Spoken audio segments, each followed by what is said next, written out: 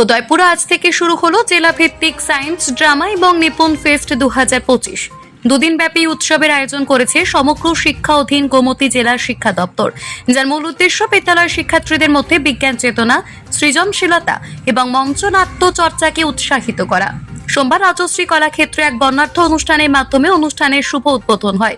প্রদীপ প্রজ্বলন করে শুভ উদ্বোধনী অনুষ্ঠানে উপস্থিত ছিলেন বিধায়ক অভিষেক দেবরায়, গোমতী জেলার শিক্ষা ডেপুটি ডিরেক্টর গৌরাঙ্গ শুক্ল দাস, ওএসটি বিষ্ণু দত্ত, গোমতী জেলার শিক্ষা দপ্তরের আধিকারিক কল্যাণ ভদ্র। অনুষ্ঠানে জেলার বিভিন্ন বিদ্যালয়ের শিক্ষক শিক্ষিকা এবং ছাত্রছাত্রীরা উপস্থিত থেকে অংশ নেন।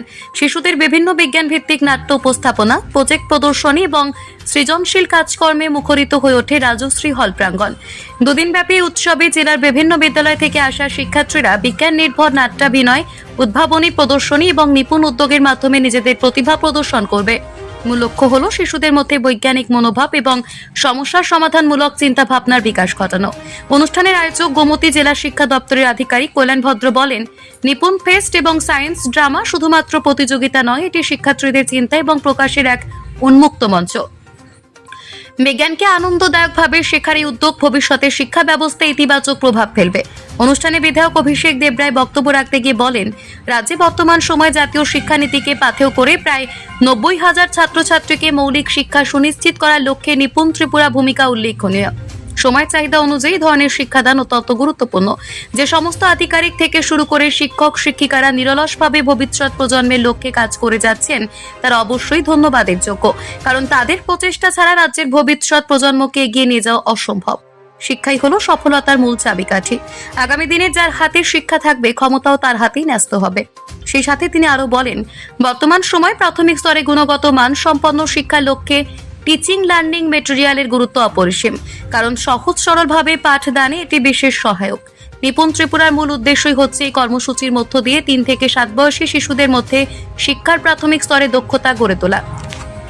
অনুষ্ঠানে বিধায়ক জেলার 8টি ব্লক ভিত্তিক শিক্ষক শিক্ষিকাদের দ্বারা তৈরিকৃত টিএলএম প্রদর্শনী স্টলের আনুষ্ঠানিক উদ্বোধনের পাশাপাশি স্টলগুলি পরিদর্শন করেন।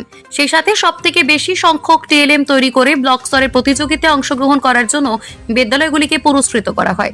পাশাপাশি ব্লক স্তরে সবথেকে বেশি টিএলএম নিয়ে অংশগ্রহণের জন্য একটি ব্লকের সংশ্লিষ্ট ইন্সপেক্টর অফ স্কুলকেও পুরস্কৃত করা হয়।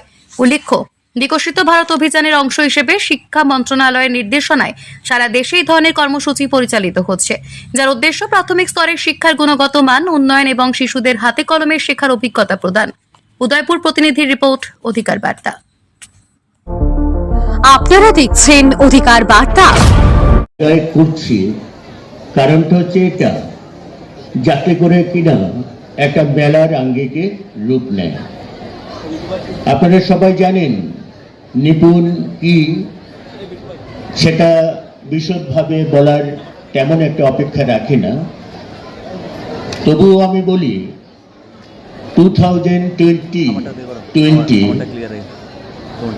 29 জুলাই 2020 সালের 29 জুলাই যখন জাতীয় শিক্ষানীতি চালু হলো, তখন আমরা এমন একটা ভারতবর্ষকে দেখতে চেয়েছি, যেই ভারতবর্ষটা কিনা আগামী দিনে ভারত আবার জগৎ সভায় শ্রেষ্ঠ আসন লবে।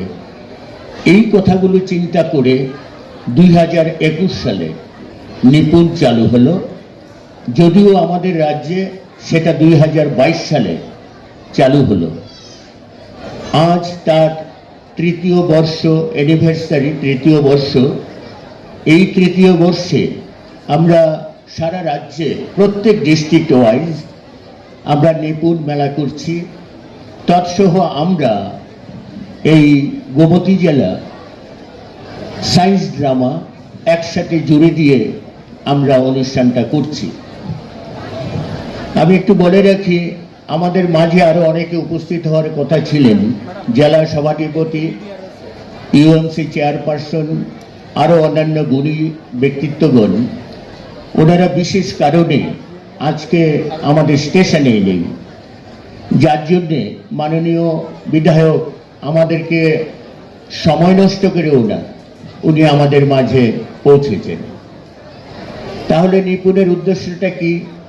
নিপুণের উদ্দেশ্যটা হচ্ছে আমরা এমন একটা ভারতবর্ষ তৈরি করব, যেখানে আমাদের 1-2 যে টার্গেট বাচ্চারা যাতে করে লিটারেসি এবং নিউমারেসি এই দুটা জিনিস পরিপূর্ণভাবে শিখে যেতে পারে এই 26-27 সালের মধ্যে। ভারত, এটা ডিও সাহেব বলেছেন যে 2020 সালে সারা আমাদের নতুন শিক্ষানীতিতে অন্তর্গত করা হয়েছে। আমাদের নতুন যে শিক্ষানীতি, এই শিক্ষানীতির মধ্যে এরকম অনেক কিছু ইনক্লুড করা হয়েছে এবং বিগত দিনে যে শিক্ষানীতি ছিল আর বর্তমানে যে শিক্ষানীতি আছে সেটাও আমাদের ছাত্রছাত্রীদের তুলনামূলকভাবে জানা উচিত যে বিগত দিনে কি ছিল, বর্তমানে কি আছে। আজকে আমাদের ফাউন্ডেশন যদি স্ট্রং হয়, যে কোনো বিল্ডিং এর বা যে কোনো কিছুর আমার ভিত যদি শক্ত না হয়, তাহলে বিল্ডিং হোক বা যে কোনো কিছু হোক সেটা নড়বড়ে হবে। সারা ভারতবর্ষের যারা এখানে অনেক ছোট ছোট বাচ্চারা যখন আসছিলেন, কেক কাটার সময় যখন এসেছিল বাচ্চারা, তখন ডিও সাহেব বলছিলেন যে বিকশিত ভারত যে হবে 47-এ তারাই ভারতবর্ষকে নেতৃত্ব দেবে। ভারতবর্ষকে নেতৃত্ব দিতে গেলে 47 সালে কিভাবে আমাদের বাচ্চাদের তৈরি করতে হবে তার পরিকল্পনা মোদীজি এই নিপুণ ভারতের মাধ্যমে করতে চাইছেন। অনেক সময় আমরা দেখি যে অনেক বাচ্চারা অক্ষর চিনতে অসুবিধা হয় বা প্রোনাউন্সিয়েশনের সমস্যা হয়, বিশেষ করে ক্লাস 1, 2, 3। আমরা যদি ছোটবেলা থেকে একটা প্রোনাউন্সিয়েশন শিখি, সেটা এখনো আমরা সেভাবেই করি। তো আমাদের বেসিক জায়গাটা যেন ঠিক থাকে, আমরা যেন আরো শক্তিশালী হতে পারি, আমাদের লেখাপড়ার ভিত যেন শক্তিশালী হয়, তার জন্য আমাদের এই প্রকল্প সারা ভারতবর্ষের মধ্যে বা এই স্কিম সারা ভারতবর্ষের মধ্যে লাগু করা হয়েছে। নতুন শিক্ষানীতিতে আমাদের নতুন উইন্ডো সিস্টেম আমাদের চালু করা হয়েছে। আগে কি ছিল, আমরা যদি সায়েন্স নিয়ে পড়তাম তো আমরা আর্টসের কোনো সাবজেক্ট নিতে পারতাম না। আমি যদি এখন সায়েন্স নিয়ে পড়ি, আমি এখন চাইলে হিস্ট্রি আমি নিয়ে পড়তে পারবো। এই যে, আর আমি সবাইকে বলবো, এই প্রেক্ষাগৃহে যারা আছেন সবাইকে বলবো, প্রিয় ছাত্রছাত্রী ভাই ও বোনেরা, বিশেষ করে ক্লাস 11, 12 যারা আছে, ইতিহাস আমাদের জানতে হবে।